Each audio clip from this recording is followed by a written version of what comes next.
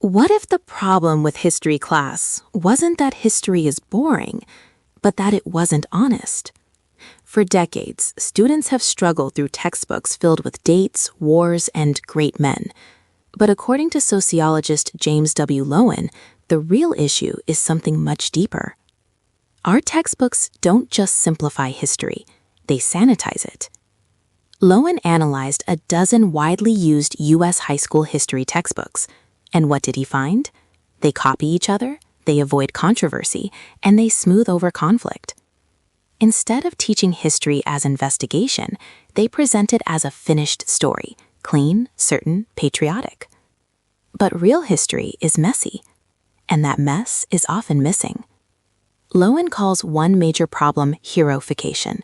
It's when textbooks turn real, flawed humans into flawless icons. Take Christopher Columbus.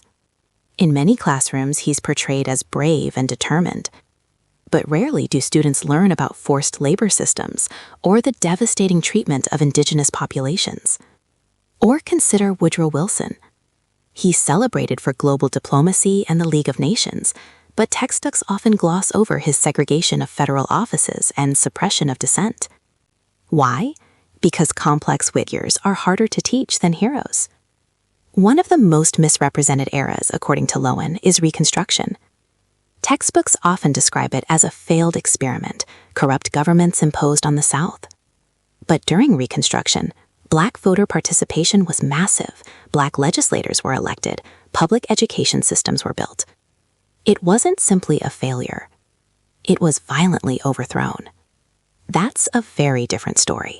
Many textbooks present American history as a steady march toward freedom, slavery, Civil War, civil rights, equality achieved.